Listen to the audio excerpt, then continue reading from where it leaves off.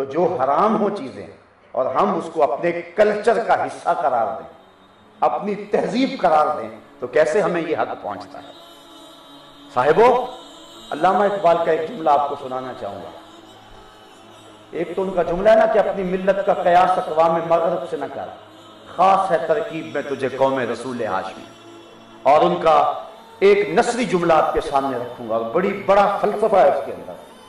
اقبال کہتا ہے کہ مغرب کی کامیابی اس میں ہے کہ وہ آگے کی طرف جائے، اور مسلمانوں کی کامیابی اس میں ہے کہ وہ پیچھے کی طرف جائے۔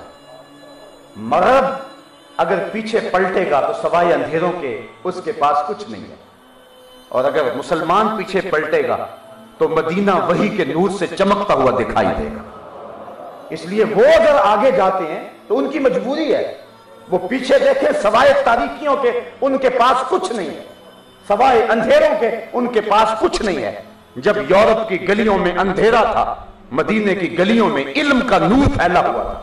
جب شارلیمان اور اس کے لارڈ ابھی دستخط کرنے کی مشق سے گزر رہے تھے تو اس وقت ابن حزم کے قلم سے 1000 کتابیں نکل چکی تھی۔ آپ پڑھیں اپنی تاریخ، کتنی روشن تاریخ ہے تمہاری۔ کیوں احساس کمتری میں مبتلا ہو گئے ہو؟ کیوں گر گئے ہو ان لوگوں کے قدموں میں جو زندگی کا سلیقہ نہیں جانتے؟ کیوں ان سے زندگی کی بھیک مانگ رہے ہو جو مسلمانوں کے تلوے چاٹتے رہے ہیں؟ کیوں ان سے زندگی کی خیرات مانگتے ہو جنہیں اصول زندگی سے شناسائی نہیں تھی، جنہیں استنجا تک مسلمانوں نے سکھایا؟ آپ پڑھیں تاریخ اندلس کی، آپ قرطبہ کی تاریخ پڑھیں، 1400 ستونوں پر مشتمل اس مسجد قرطبہ کی، اور وہاں پھیلی ہوئی یونیورسٹیوں اور وہاں کے کالجوں اور مدارس کی تاریخ پڑھیں۔ یہ سواد آشنا بھی نہیں تھے، حروف تہجی کو بھی نہیں جانتے تھے، اور مسلمان جو ہے وہ زمانے کو علم اور فلسفے کی روشنی اور جو ہے وہ کائنات کو اجالے اور روشنیاں دے رہے تھے۔ کائنات کو جتنی بھی روشنی دی ہے محمد عربی کے غلاموں نے دی۔ اقبال کہتا ہے، اے گلستان اندلس ہے یاد تجھ کو، اے گلستان اندلس ہے یاد تجھ کو، تھا تیری ڈالیوں پہ کبھی آشیاں ہمارا۔ وہ عبد الرحمن الاول کا بویا ہوا درخت جس کو عبد الرحمن الداخل بھی کہتے ہیں، جس کو اقبال صحرائے عرب کی حور کہتا ہے، تو وہ کیا ہمارا خوبصورت ماضی تھا، اور کتنی روشن ہماری وہ تاریخ ہے جس کو آج مسلمان بھول چکے ہیں۔ تو اقبال کہتا ہے کہ تمہارا فائدہ اس میں ہے کہ تم پیچھے جاؤ، چونکہ تمہارے پیچھے روشنی ہے، تمہارے پیچھے اجالے ہیں۔ وہ ایک زمانہ تھا جب 9/11 کا واقعہ ہوا تو اس وقت بش نے کہا تھا، آپ کو یاد ہوگا، کہ ہم تمہیں پتھر کے زمانے میں دھکیل دیں گے، اگر تم نے ہماری بات نہ مانی تو پتھر کے زمانے میں دھکیل دیں گے۔ تو میں نے اگلے جمعۃ المبارک کو کہا تھا، میں نے کہا تھا یہ گوری چمڑی والوں کو پتھر کے زمانے سے نامونوسیت ہوگی، ہماری زندگی کا سارا حسن تو اس پتھر والے زمانے میں ہے۔ میں نے کہا لے جاؤ ہمیں اس پتھر والے زمانے میں، اس زمانے میں سانس گھٹ رہا ہے ہمارا، جب بھائی بھائی کا گلا کاٹ رہا ہے، جب ایک دوسرے کی جڑیں کاٹی جا رہی ہیں، جس کی لاٹھی اس کی بھینس، بے حیائی بدکاری کا طوفان بدتمیزی ہے۔ ہم اکتا گئے ہیں اس دور سے، کوئی لے جائے ہمیں اس دور میں، اس پتھر والے دور میں لے جائے جب کھجور کی چٹائی پہ بیٹھ کے محمد عربی زندگی کا درس دیا کرتے تھے۔ ہمیں لے جاؤ اس دور میں، ہمیں پہنچا دو اس زمانے میں جب حضور ابو بکر، عمر، عثمان و علی اور بلال حبشی اور صفہ کے چبوترے پہ بیٹھ کر پڑھنے والوں کو زندگی کے سبق پڑھایا کرتے تھے۔ ہمیں لے جاؤ اس دور میں جب چھت کچی تھی اور ٹپکتی تھی اور حضور کی داڑھی پہ قطرے گرتے تھے اور صحابہ دیکھ کے محبت کے جذبات میں آ جاتے تھے۔ لے جاؤ اس دور میں جب مسجدیں کچی تھی مگر ایمان پکے تھے۔ ہمیں لے جاؤ اس دور میں جب مدینے میں بکریاں ممیا رہی تھیں اور اونٹ جگالی کر رہے تھے، اور حضور زمانے کو زندگی کی خیرات بانٹ رہے تھے، اور زمانے میں اتنے حسین لوگ پرورش پا رہے تھے کہ کوئی سلمان تھا، کوئی ابو ذر تھا، کوئی بلال تھا، کوئی ابو بکر تھا، کوئی عمر تھا، کوئی عثمان تھا، کوئی علی تھا۔ ہم تو اکتا گئے ہیں اس دور سے، ہمیں لے جاؤ، تمہارے لیے اس دور میں کوئی نامونوسیت ہوگی۔ ہماری زندگی کے سارے اجالے تو اسی دور میں پڑے ہوئے، تو ہمارے لیے اس دور میں جو ہے وہ حسن ہے، اور ہم تو تلاش کرتے ہیں۔ وہ اقبال کہتا ہے پیچھے کی طرف دوڑا زمانے، اور مجھے لے جا اس چوکھٹ پہ اور اس دربار میں لے جا جب یتیموں کے سروں پہ محبت سے ہاتھ پھیرا جا رہا تھا، اس دور میں لے جا جب یتیم بچیوں کے سروں پہ شفقت کا ہاتھ رکھا جا رہا تھا، اس دور میں لے جا جب 9 سال کا محمد عربی یتیموں اور بیواؤں کے سہارے اور آسرے بنے ہوئے تھا۔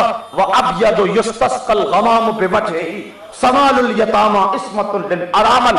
لے جاؤ ہمیں اس دور میں، تمہارے لیے وہ دور غیر مانوس ہوگا، لیکن ہماری زندگی کا تو سارا حسن اسی دور میں ہے۔ تو اقبال نے بڑی خوبصورت بات کہی کہ مغرب کی فلاح اسی میں ہے کہ وہ آگے کی طرف جائے، پیچھے سوائے اندھیروں کے اور کچھ نہیں ہے، اور مسلمانوں کی فلاح اس میں ہے کہ وہ پیچھے کی طرف جائیں۔ اس لیے تمہیں کیا ضرورت ہے کسی کی تہذیب کو دیکھنے کی؟ کسی کو دیکھ کے کبھی ٹائی سجا رہے ہو، کسی کو دیکھ کر کے کبھی ان کا انداز معاشرت اختیار کر رہے ہو، کسی کو دیکھ کر کبھی ہیٹ پہن رہے ہو، کسی کو دیکھ کر کبھی اپنا منہ چھیل رہے ہو۔ بھول گئے ہو اس زمانے کو، تمہیں ہیٹ کی ضرورت نہیں ہے، تمہیں تیجان العرب امامے کی ضرورت ہے۔ تم آؤ اس دور کے اندر جب انسانیت حسین تھی، جب انسانیت روشن تھی، جب انسانیت کے سر پہ وقار کی چادر تھی۔ میری مائیں، میری بہنیں، یہ بھی سن لیں، یہ مغرب کی ٹینوں بننے کی کوشش نہ کریں۔ تو مغرب کی بیٹی نہیں ہے، تو مشرق کی بیٹی ہے۔ تو نگار خانے کی زینت نہیں ہے، تو چار دیواری کی رونق ہے۔ تو اگر سمٹ جائے تو معاشرہ پھیل جائے گا۔ تو اگر جو ہے وہ گھر میں محدود ہو جائے اور بچوں کی تربیت میں لگ جائے، تیری آغوش میں حسین ابن علی جیسے بچے پرورش پایا کریں گے۔ تو نہ دانی کے کراتے سوزے، تو دیگر گوں کر تقدیر عمر را۔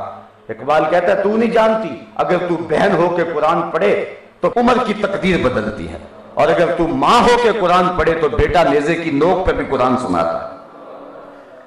پیچھے چل، پیچھے کی طرف، تیرا سارا حسن، تیری ساری زندگی اس زمانے کی طرف ہے۔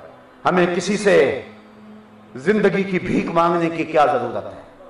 ہمارے آقا نے ایک ایک چیز ہمارے لیے روشن کر کے واضح کر کے رکھ دی ہوئی ہے۔ اس لیے کسی کی غلامی میں اور کسی کی ریس میں اپنی زندگی گزارنے کا تکلف کرنے کی ہمیں قطعاً ضرورت نہیں ہے۔ مت تکلف کریں اپنی زندگی کو، اپنی زندگی کو سادگی میں لے جائیں جو سادگی ہمارے آقا نے بتائی ہے، اور اپنی زندگی کو اس نمونے کے اسوہ پہ لے جاؤ کہ جس کے بارے میرے رب نے کہا ہے کہ اگر اسوہ حسنہ دیکھنا ہے تو میرے محمد کی زندگی کو دیکھ لو۔ آؤ اب اس سمت پلٹیں۔ اسلام یہ بھی گوارا نہیں کرتا کہ میرا ماننے والا کسی غیر کی طرف نظر اٹھا کے دیکھے۔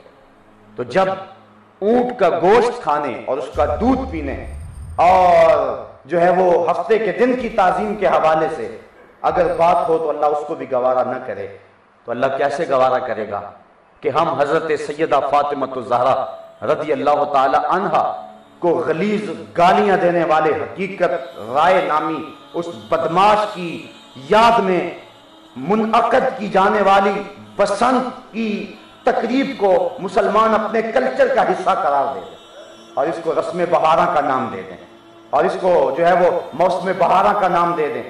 صاحبو، اگر شراب کی بوتل پہ روح افزا کا لیبل لگا لیں تو کیا اس کی ماہیت بدل جائے گی؟ یہ اس بدماش شخص کی یادگار ہے جس کو سر زکریا خان نے جو ہے وہ حضرت سیدہ فاطمہ الزہرا کی توہین کی پاداش میں لاہور کے اندر قتل کیا تھا، اور پھر اس کی یاد میں 1 سال کے بعد اس کی برسی کے موقع پر ہندوؤں نے یہ کنکھیاں اڑائی تھی، یہ پتنگ اڑائی تھی۔